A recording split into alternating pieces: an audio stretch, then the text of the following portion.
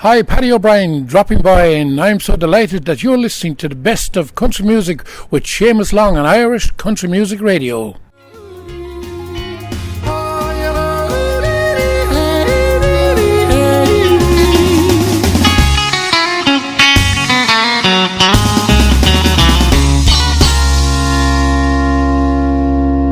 There you have it. That is Mr. Paddy O'Brien, and of course that is walking on, well, or I should say rock and roll yodeling songs. And would you believe it, we have the man, the singer, the man that does all that yodeling and everything else, Mr. Paddy O'Brien. Paddy, how are you going on? Good evening, Seamus. How are you and all your listeners? All very well, I hope, anyway. Well, I'm not too bad myself, anyway, and I'm hoping that all our listeners are very well. Indeed, hoping they are indeed, yeah.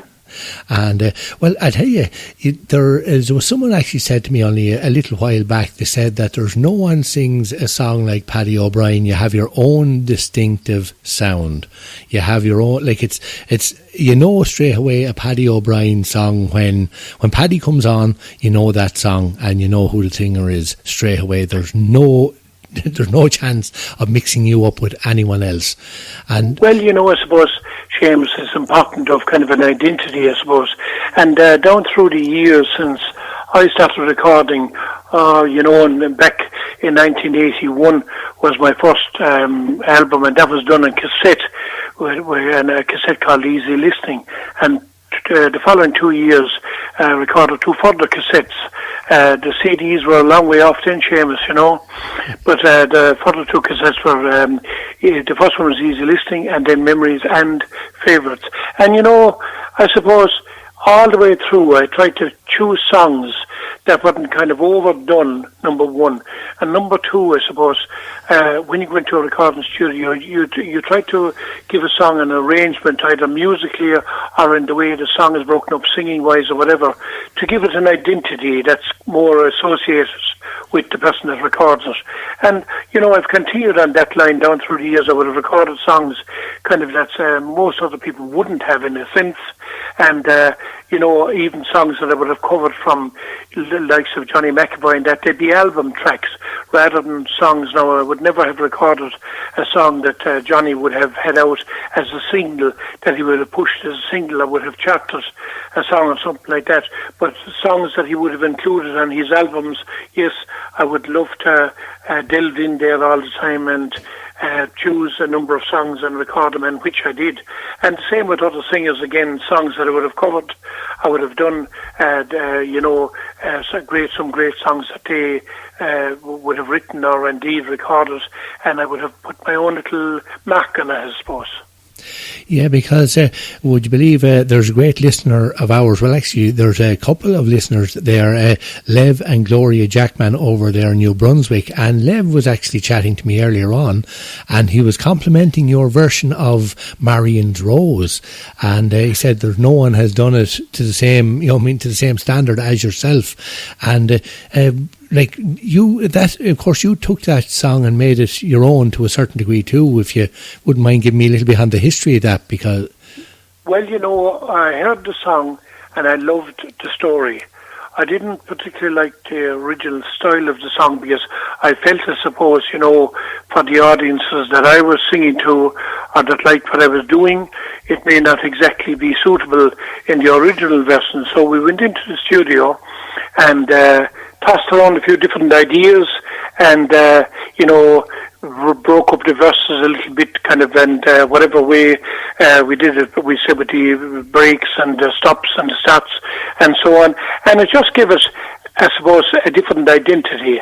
And we eventually came up with the one that's now on CD. And I originally, it was written, I'm sure it was written, I know it was written by 3 people. And I'm certain they were Italian because the names certainly sounded Italian. So it was actually written, and probably, you know, the way sometimes songs are written and somebody else writes the music to it and so on and so forth. But there was 3 people involved in the writing of that song. But as I said, I just did a version that I felt was more suitable for audiences that I was singing to. And thankfully, Seamus, you know, the song went down very, very well and became very, very popular. And I think particularly at concerts, because people can during concerts, I think people can more so listen to the words of the song. There's probably greater quietness in an area and people aren't moving around as much, so people can really listen to the singer. And so I've been very lucky that it has been very popular, as I said, particularly in concert setting. Yeah, the concert, of course, you see, in the dance setting, you have, like, they're jiving, waltzing, quick-stepping, fox-trotting around the place, and they're more interested in not bumping into each other, just enjoying the dancing, whereas in the concert setting, you can just sit back, relax, and enjoy the music, and as you say, pay more attention to lyrics and the style of the song and everything else, like, you know, the layout. Absolutely, Seamus, because, you know, down through the years, I suppose, as you mentioned that, I would have maybe sang a song, say, just give an example of 10 nights in a dance, and you might get a couple of reactions to the song. But sing the same song to the same number of people 10 times in a concert, and you can get a reaction every night, and several of them every night. So that just proves to me that, as you just said, that people in concert, of course, are sitting down, they're relaxed, they're totally tuned into what you're saying and what you're singing. While in a dance, you know, there's a lot of noise, obviously, from feet tapping on the floor and so on and so forth, and people moving and chatting and maybe saying hello to somebody in passing or whatever like that, even on the dance floor. So it is a greater way to sell a song in a concert, of course. Now, of course, you didn't start out in concerts, Paddy. You were Aglish, if I'm not mistaken, in the county of Waterford, was where you originally came from. Would I be right? Indeed, and that's where I still am, Seamus. Would you believe I was born in English in County Waterford, and I'm still living in exactly the same house as my dad and mam, not in them before me. So I'm certainly here, and there's no doubt, Seamus, this is where I'll end my life. So from start to finish, this is my home address, and I'm very happy to be here. But you know, I started out in the music, I suppose. Basically, people might know that I started out in music kind of maybe singing at 10 or 12 years of age. And I remember back along in those times, there was travelling shows would come to the various towns and villages, you know, little variety shows and that, and little bit of, it wouldn't be circuses, not, it would be just a show that would be in a community centre or in a school or in a local village hall or whatever. But generally speaking, they'd have you know, a singing competition. And I remember the first thing I ever won was a little tiny cup for singing the Red River Valley. And I remember my dad and I were singing the same night. We were both in the same competition. And Dad won the competition, actually. And when they were making the presentation, the runner-up was Paddy O'Brien, and he said, sure, give it to the young fella. So that was my first, I suppose, reward or thing, or award, or whatever you call it, for singing a song. And then thereafter, I would have gone to many places where I would have, you know, any opportunity at all, given any opportunity, I'd be on stage singing with whatever band would be on stage that night. And indeed, I would have gone into a lot of kind of localised competitions and so on and so forth. But I suppose, Seamus, you know, it was a bit later, it was when I was 16, I started, just gone 16, I started working in the Cappoquin Bacon, that's the pork and bacon factory in Cappoquin, County Waterford. And a couple of us got together, I suppose, you know, the way you get to know people in the workplace, and I realised there was a couple of lads who were able to sing and play instruments and so on and so forth. And we started off a little group called the Strangers.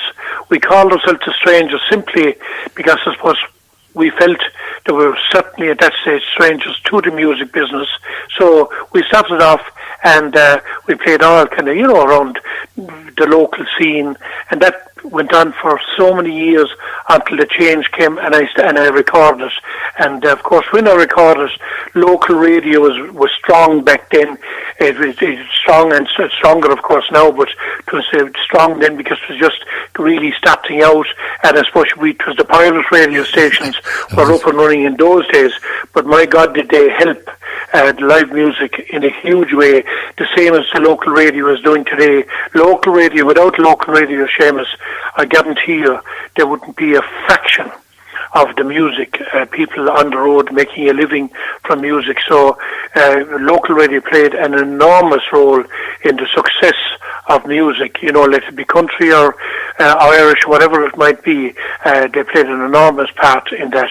But that was kind of where it all started for me. And then I recorded, as I said to you earlier on, my 3 cassettes, and it really went on from there. Kind of we spread the wings a little bit, and then in 1987, I was lucky enough to be chosen to represent Ireland in, I suppose it was a Eurovision of country music in a way. It was held in Tilburg in Holland, and there was 18 countries taking part. And a song I wrote myself came second in the competition. And I think when I came back home, that certainly opened a lot of doors then, because I got a band together, was prepared to travel. Not all the lads were in my present band at that time were prepared to travel, because obviously they would have been working and maybe doing different jobs, had families or whatever. So, the band business wasn't for them. And I suppose, as well as that being a risk, because they didn't know where we were going, what we were at, or what level we were going to get to. So it was a hit or miss. And but I did get a group of guys to form, we're still a professional band, for the want of a better word, and we started travelling the highways and byways. And as well as that, as a result of going to the competition in Holland, we went back to Austria, Germany and Switzerland for 9 years, and sadly the guy that was booking us there passed away, and that kind of came to an end. But they were great years as well. But Seamus, it was an amazing time, and I was blessed and lucky. We people like yourself on radio, doing the wonderful work you're doing now. The DJs were starting out back then, were doing wonderful work and helping so many people. And as a result of that, and I suppose promotion, I was lucky enough to get going. And of course, the most important thing of all was the wonderful people that came out and supported my live shows and bought my CDs and helped me along the way through thick and thin. And believe you me, Seamus, in my music life, there was a lot of downs as well as up, both in health and in probably drinking alcohol, and lots of issues that I suppose raised their head, that knocked me here and there. But thankfully, through the help of people and my own family, I'm still here today. Yeah, there's a lot of in the background of the music scene. You're in an environment where people are socialising, and they don't realise that you are actually working rather than there to socialise. There's the element of the offer of drink always been put there in front of you anyway. You see, So, people. Yeah, there is, and I suppose, Seamus, back through the years, I think, I didn't take my first drink until I was 25, but sadly, for me, I went through a number of years where drinking became almost daily and essential to what I was doing. And I felt it was essential, but of course it wasn't. It was doing more damage than anything, which I didn't see at the time, but it was a part of what I was doing. And it certainly didn't help me health-wise. It certainly didn't help me musically. It was a major, I suppose, stumbling block. But, at the time, it was great, as I thought. But look, thankfully, as years went on, and I suppose things went worse before they got better, and then eventually, thankfully, through prayer, I think I pray a lot, Seamus, and down through the years, I think I would be a firm believer, and I prayed a lot, and thankfully, through prayer and most importantly through helping people and my own family, I made decisions that this was not for me, and I got on the straight and narrow from a drinking point of view, and I was very pleased. I can still have a social drink, but thankfully it's not now ruling me. I now rule the drink, so that's the most important thing. And I suppose there's lots of things can happen, as you say, in life, in different twists and turns in people's lives, and that was one of the issues for me. But as I said, thankfully I can speak about that in the past. And again, Seamus, I also say to people, that maybe as a result of drinking or lots of other reasons, depression was another thing that set in for lots of years, and it became very bad, and I found it very, very difficult beyond words to go on stage. And people might know that I spent many nights terrified before I went on stage. I didn't want to go on stage, and even the places were packed. We were lucky enough to have great audiences, but the place could be empty. I couldn't see beyond how I felt deep within, and I struggled to sing my songs. But as I said, that all again, I got to manage all that, and thankfully I can look back now, and I am now in control, and I think that's one of the great things. But again, as I said, I attribute all that to the help I got from the people out there listening tonight. Many of them, I'm sure, have supported me down through the years, and of course my own family as well. And Seamus, I hid my drinking and I hid my depression to a great degree, and I'd say lots of people wouldn't even have known, but it did play a major part. But thankfully, as I said again, without repeating myself too much, that it's in the past, and thankfully so. Well, I tell you this much, Paddy O'Brien, for a man that was going through so much, anyone that has ever seen you on a stage would definitely not have realised that there was anything amiss in even the slightest way, because any time I've ever seen you, you've always put on one of the best shows that anyone could see anywhere. Voice, presentation, everything else. So I tell you, you're a fair professional if you're able to carry all that off, and still put on a great show like what you do.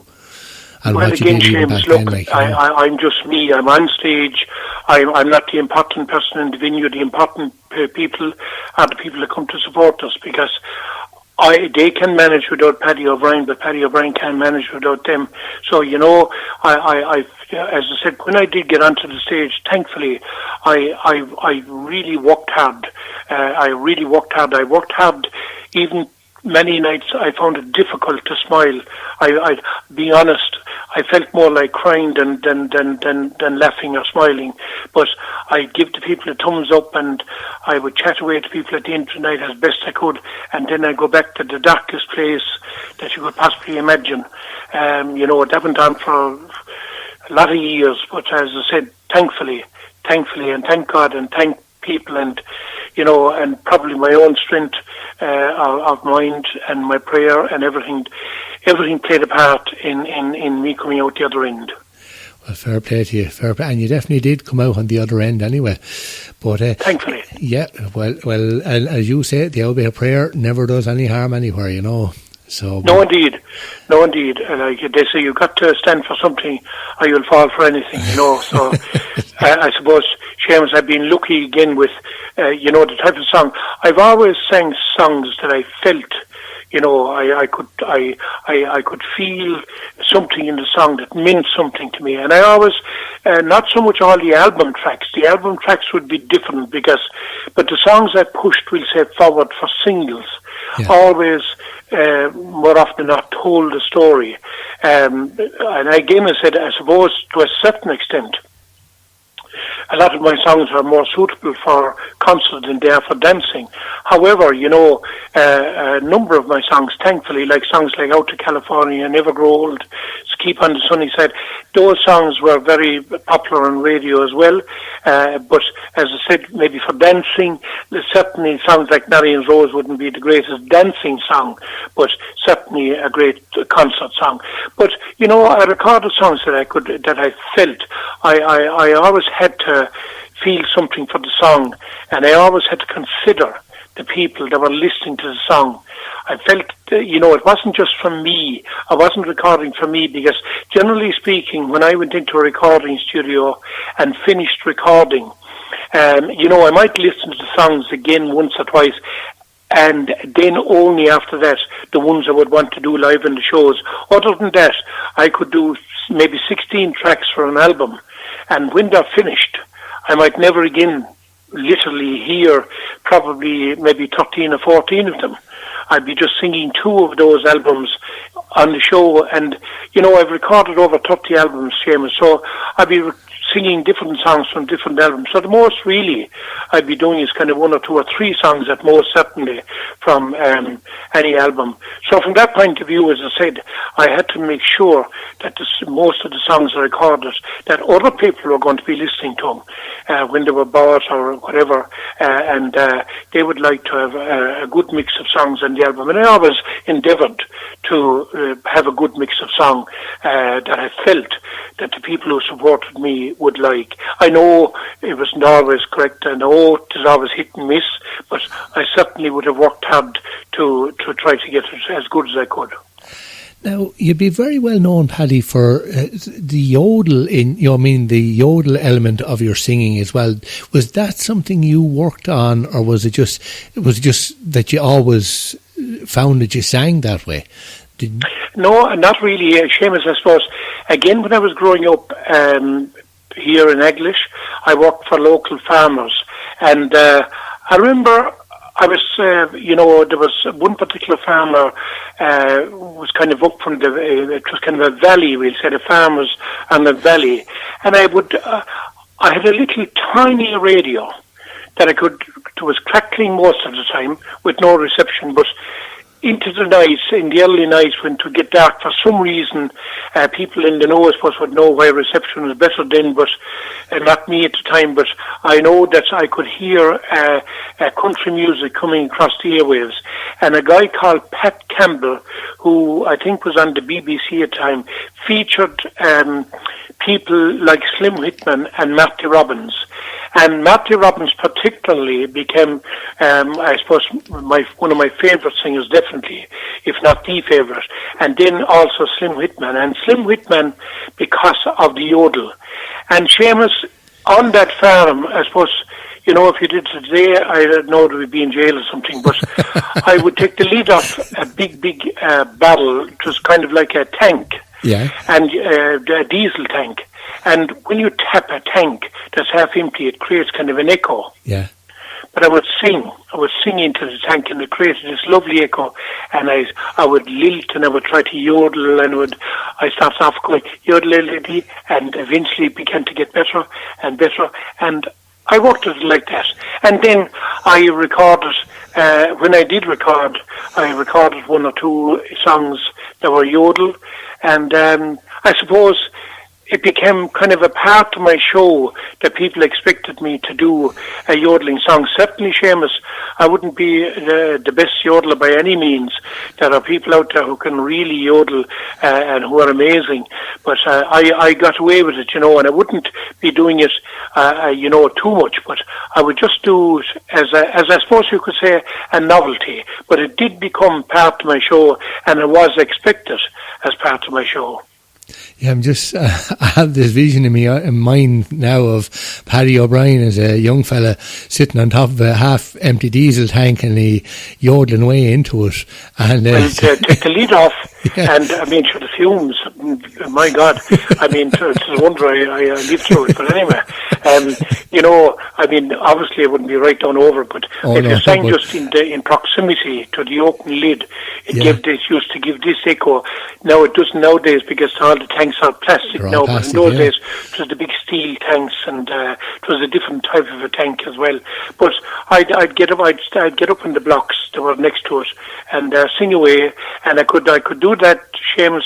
I'd be finished work maybe at 6 o'clock in the evening, and to be a summer's evening, and I'd be maybe down at the end of the yard, and the farmer would say, "What are you still doing?" And I'd be down at the end of the yard maybe at 8 o'clock or 8:30, still trying to perfect this bit of a yodel. And actually, look, it's I suppose a rare thing to have happened, but whatever. And then when I started yodeling, mind you, as I said, because the farm was kind of in a valley, so there was a river across, and it was rising up on the other side as well. And there was an echo there. So when I got going with my echo properly, I stood the Indian Love Call, which was Slim Hitman's song, and I'll Take You Home Again, Kathleen, with a lilt, and China Doll, and all those kind of songs. And I just loved to hear the voice coming back to create this echo, and I think it intrigued me, and that was what kept me going. And I don't do much of it now, but I would still maybe give a blast to one or two here and there, Seamus, But sure, isn't that when you look at it, any time you'll ever see the Austrian or Swiss guys like in the Alps, and they're kind of yodeling out across a valley and listening to it, coming back to them, sure, you were basically doing the same thing without even realising it at the time. Without realising it, exactly. And sure, when we went to Austria, Germany and Switzerland, what we were doing, strangely enough, they loved the Irish songs. And I mean, when I say Irish songs, I mean the songs about Ireland, singing about places in Ireland, strangely enough. They also loved my cover versions of songs maybe from Matthew Robbins, as I said, like Slim Hitman, because they were all so familiar with those singers, because those singers, of course, would be hugely popular across most of the world. So they would certainly, any country music supporters would be aware of Slim Hitman and aware of Matthew Robbins. So when I sang a cover version, it went down very, very well. And they used to love the yodel. And I remember one night after a show, Seamus, we met this group of people, and we were chatting. And this guy said to me, he said, "I yodel." And he starts off doing this Swiss yodel. Well, do you know something? It was the most beautiful thing I ever heard, because it was a real Swiss yodel, very different to what we'll say I would have been doing with Slim Hitman, but very beautiful as well. So we had it was almost in harmony in the finish, Seamus, but we had a half an hour or so of exchanging little lilts and little things in the yodel. But, in Scotland, or in England and Scotland, then when I would go, of course, again, your Irish songs are hugely popular in those places, because when we played, in Scotland and England, you played also, of course, to a lot of people who were first, second and third generation Irish. And, it was quite sad at times when people would actually come along to you at the end of a night, and with tears in their eyes maybe, and they'd say, you sang a lovely song tonight, whatever, about Waterford, Wexford, Mayo, whatever to be. I've recorded songs nearly about most counties, but they'd say, "That's where I come from. Do you know it well?" And suddenly you find yourself drawn into a conversation about their local area and their county, and about little things and it gave them great solace. I think it gave them great comfort to have that little link to home. So singing is a major thing for everyone. Every person listening in tonight, like some kind of music, or some singer is their favourite. And at the end of the day, Seamus, I suppose music is good for all of us. It sure is, definitely good for us all, and I believe you're very popular, actually. You've mentioned Europe, and actually I was just thinking to myself, there when you were saying about doing a bit of a jam session or a duet session there with the Swiss yodel, I'd say there's people that actually pay good money if you'd had that recorded on the night. Maybe the Swiss guy, they'd pay good money, but I don't think my versions would have been too good. Though, but, still, it was nice, but it was nice, and I recorded a duet, but it was a Christmas song with it was a very big star there in Austria, Bill Herms, Herms is his name, and he was very big at the time, and he was, doing lots of TV work and that. But he so happened to see us in concert an open air concert now over there, like once, and he came to me at the end of the evening and he asked would I sing a duet or a Christmas song, and we did, and it was called When Midnight Comes, and that's many, many years ago. And I suppose after that, I would have, mentioning duets, I suppose I did a duet with Colette Prendergast. She's a girl who was singing locally here like myself, and then I did a duet, we were made for each other with Louise Morrissey. And then I did a duet with Joanne Cash, Johnny Cash's sister, and that was it. That was the start and the beginning and the end of my duetting. And now you mentioned about Johnny Cash. That you were over, of course, in Nashville in the late 80s, if I'm not mistaken. You did a bit of a tour over there, and would that be right? Or well, actually, I just went there to record Seamus, and at the time I was part of CMR Records, right. And Pascal Mooney, from what he was going there at the time, because he was doing a country music show on Radio 1, or Radio Airden at the time, I suppose, and he was also interviewing people from Nashville, so he was putting together a show, kind of a documentary, I suppose, of the late great Hank Williams, right. And as a result, I travelled to Nashville with him, and I recorded in Nashville. The album was called Sunnyside, and the song from that album was called, of course, Keep on the Sunny Side, and that almost became an anthem for me, because every night I finished my shows, I generally say good night, God bless, and keep on the sunny side. So, that song became very, very popular. But that album was recorded in Nashville, and that was it. I enjoyed that. Again, being honest, I was terrified because, in Nashville, all the session musicians were people that would have been with all the singers at the time touring in Nashville. And I suppose my biggest thrill was the fact that there was a guy called Hargus Robbins, who actually was the main man with Matthew Robbins for many, many years, was playing keyboards. And I recorded Devil Woman on that set. So it was straight away when I mentioned about Matthew Robbins and that, I realised that he was one of the people I had toured with Matthew Robbins for 26 years. So that was a great link. And then I was lucky enough, through Pascal Mooney at the time, to meet and chat with Mary Reeves outside her home in Nashville, because he was doing the documentary, and of course half the documentary was interviewing people, and Mary Reeves was one of the people being interviewed, so I got to go there with him. And then also I was delighted especially to meet Matthew Robbins' son, Ronnie Robbins, and I had a long chat with him, and he was delighted that I was a fan of his father's, and delighted that I was recording some of his father's songs, so lots of little things, I suppose, that happened that through music that brought me in that journey, and that I would never, ever, ever have a hope of doing, because I would always, funny enough, listening to me talking now, you think I would talk for Ireland, as they say.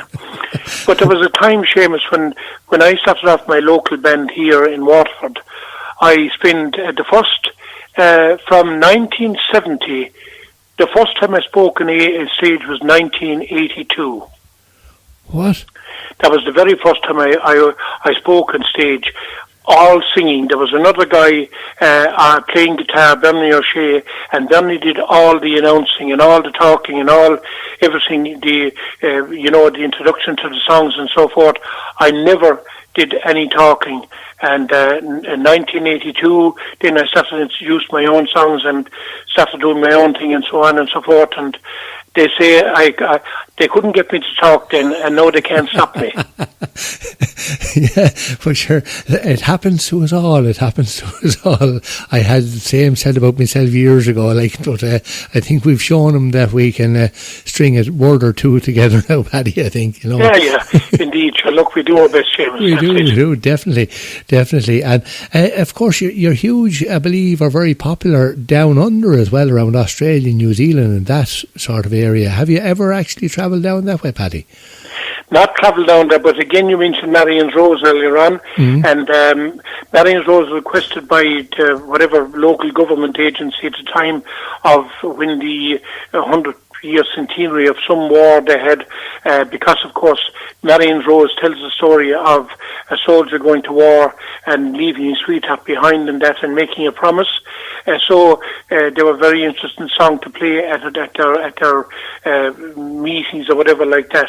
And other than that, there's other stations, of course, like for every singer. There's stations in Australia they're playing country music, and they would be playing my songs as they would, as I said, all other singers as well.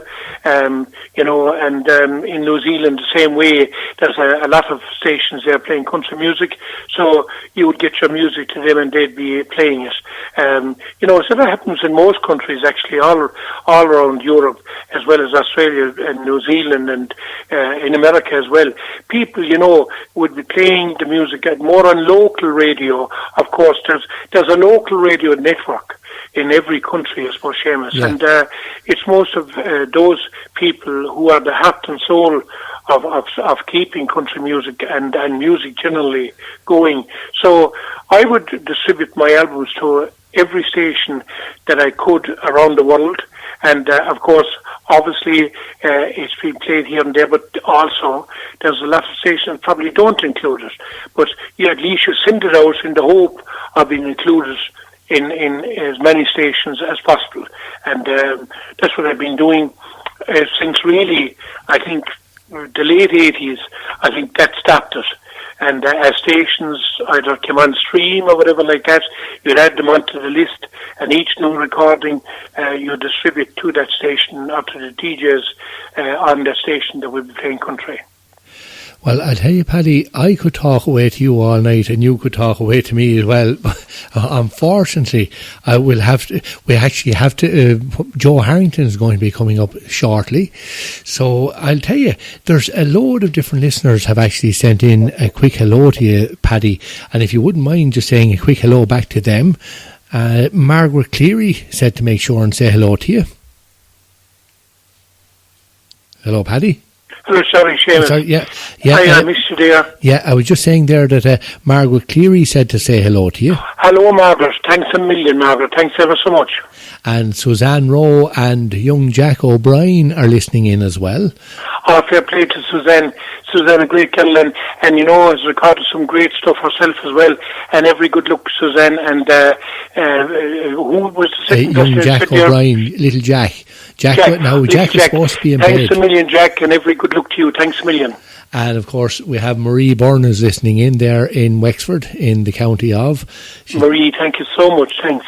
And Maureen Burke is up there in Leitrim. And Maureen, all the way, I recorded a song, lovely Leitrim shore, of course. So, it is a lovely county. Thanks a million, Maureen. And of course, over there in Bedford, in England, Michelle Orr is listening in. Thanks so much, Michelle. Thanks a million. And Lev and Gloria Jackman are great listeners to the station. They're over there in New Brunswick, and it was actually Lev that was inquiring about Marion's Rose from you. And Lev does a little bit of singing himself, I believe, as well. Oh, well, thanks so much to him. Thanks for indeed. And I'm so delighted that you like Marion's Rose. As I said, it's great when you hear people coming back, appreciating or liking what you're doing. And that's, I think, the nicest feeling possible. And Julie Healy, of course, is on the station here, and JP McNeil. Julie and JP, of course. JP, we've been in touch regularly with JP as well, so thanks a million. Now, of course, there's one very special listener listening in now, and now, you see, she's on the station here, she has a great show, and but, you see, as far as I know, it's from wearing so much glitter and rhinestones and the like, but she's on her back in the old hospital bed at the moment. I say it was probably the fumes from the hairspray and the glitter and the like of that, but Anne O'Halloran, and I believe you might know Anne. She says you were her God. Number one anyway. And I know Anne and great friends for so many years. A great lady, one of the best. And Anne, I wish you a speedy recovery. And you couldn't keep a good lady down, so I know she'll be back fit and well very, very soon again. So every good luck to you, Anne, and thanks a million. Well, that's where we're going to have to let you go, Paddy. As I say, I could stay here all night chatting to you, and I'm sure the listeners would love to listen in all night because you're a great raconteur, has to be said. But Joe Harrington, as I say, is coming up very, very soon, so we'll have to make way for Joe. So thanks a million, Paddy, and maybe we might get you back on again some night in short for another bit of a chat. But it was brilliant having you on, and thanks a million. Seamus, it's a great pleasure, and thank you, and indeed all your co-presenters as well. Thanks ever so much to each and every one of you. As I said earlier on, and I always say, without local radio, Paddy O'Brien and many Paddy O'Briens around the place would be at home, and I'm not talking about COVID now, I know we're at home with COVID as a result of COVID at the moment, but we'd be at home anywhere if people weren't supporting us and playing our music. So a million thanks to you and to all the team, Seamus, and keep up the great, great work, and a great pleasure having the chat with you. And to all your listeners, stay safe and well, and please God, when all this COVID-19 is hopefully something in the past, we'll be able to meet up, dance and sing and enjoy and have the old chat again. Well, please God, definitely. But anyway, Paddy, going to see you out with one of your own. It's Walking on the Moon. And thanks again, Paddy. Seamus. Thank you very much. Thank you, Paddy.